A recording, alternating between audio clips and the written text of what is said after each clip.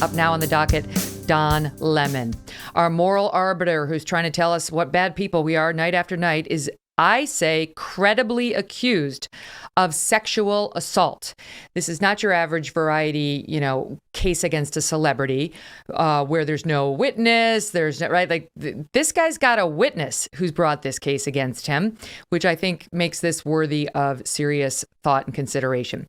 The accuser's name is Dustin Heiss. He's 38 years old. He's a bartender at a pub in the Hamptons. The incident happened on July 15th, 2018.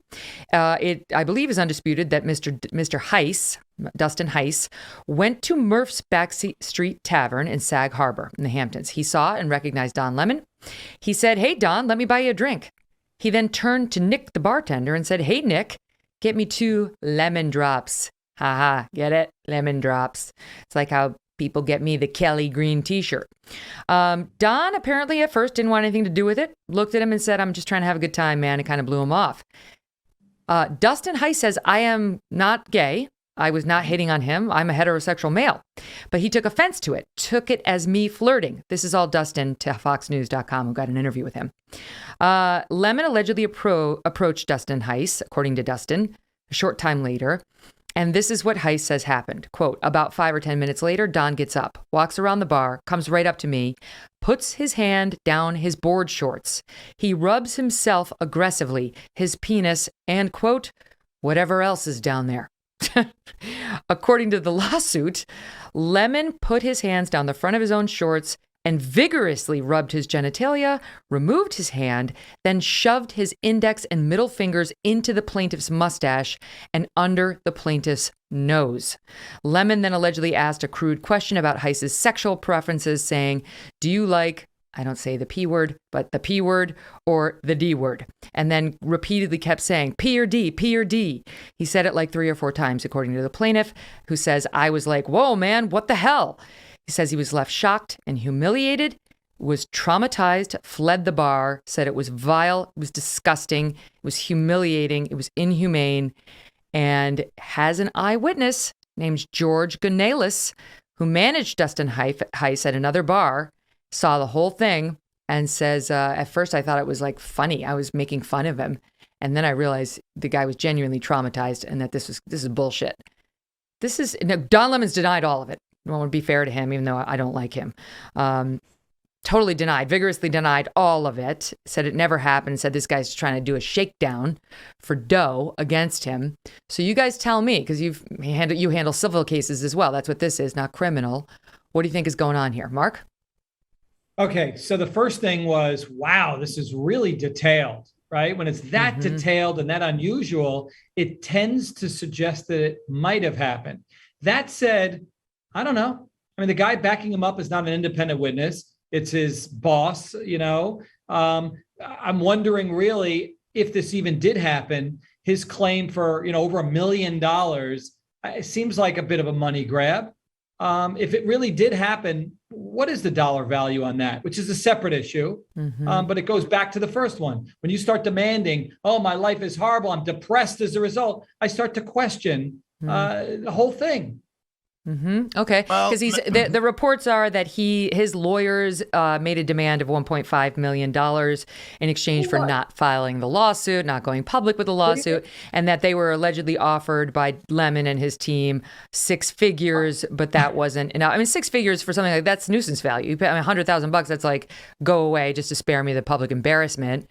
But they weren't going to pay $1.5 million, and no jury would order that. Arthur would be a billionaire if he got paid every time someone did stuff like that to him. Come on. I think Mark's done that to you on the show. What? No. Exactly. I mean, Meg, here's the truth, and I know Mark will agree with me, and I'm being very serious. If you eliminate alcohol and nowadays OxyContin from the world, Mark and I, a huge percentage of our business would disappear. Because when alcohol is involved, and now, unfortunately, OxyContin, people's judgment goes out the window. So I have firmly adopted the phrase, never say never. If Don Lemon is really drunk, the way on our last story, the young lady there was really drunk and changed her voice. If he's really drunk and he's on a tear, it's definitely in the realm of possibilities. On the other hand, it's totally a money grab. But you know what? what the heck? I mean, as you said, Don Lemon holds himself out as holier than thou, mightier than thou. He's the moral arbiter of the world. So if he screwed up one night and he's making a lot of money, it's not like $1.5 million is going to put him on the poorhouse. Yes, it's a money grab. But as Mark said, there's so many details here.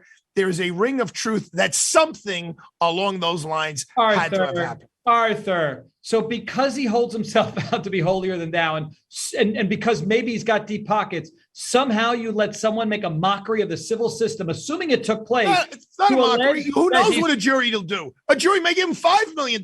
Who the hell wants Don Lemon's penis smell on your face? I don't get that. May be worth more than if you broke your arm in a car accident. I'm not looking for someone. He's lucky he wasn't me, because Don Lemon would talk a little differently now, because I'd rip his tongue out if I didn't punch his teeth out. Are you crazy? I mean, I can't believe there was no physical assault that accompanied that action by any human being. I mean, come on, Mark, you're no shrinking violet. You weren't going to let someone do something like that without retribution, immediate retribution. That's the part of the story that doesn't ring true to me. If he did that to me, I think out of instinct, I'd punch him right in the face. That's what the boss was, as George was saying. He's like, if he had done that to me, I would have punched him right in the face. But George, not everybody's built like that. I mean, the plaintiff in this case, Dustin, seems to have been genuinely humiliated and said, and I quote, "The guy who assaulted me is on television every night. It's like a knife twisting in my side on a daily basis. I've laid in bed and felt my heart beating out of my chest after I watched the news. And let me tell you something. If this alleged victim, were a woman, none of us would be questioning that." Mark? That's true. Believe all women. That's what the no, we don't believe all women, and we don't believe all men either. And that's what the Attorney General of my state said. I know. Believe all women. I am not a Don Lemon fan, but I am a fan of the law, and I want to make sure that we're not just completely railroading this guy because I don't like him. But I agree with his very, very detailed account. Doesn't necessarily mean it's true, however. Megyn, you just said if she was a woman, if the alleged victim was a woman, we wouldn't be questioning that. Questioning what? The allegations? Her trauma. Her trauma, like Arthur was saying later, or you were saying, one of you guys was saying, like, be questioning it. Ongoing anxiety and stress. You question it. I don't think so. If this were a woman, you think we'd be questioning her, saying it's traumatic for me to see this person on TV. They hold themselves out as this advocate. Millions of dollars, depressed, in a bed, the way he's alleging. Come on. I'm with Arthur. If I had that penis smell all over me, I would say it's worth $1.5 million. I'm offended by thinking of that. I don't even want to see that or hear that.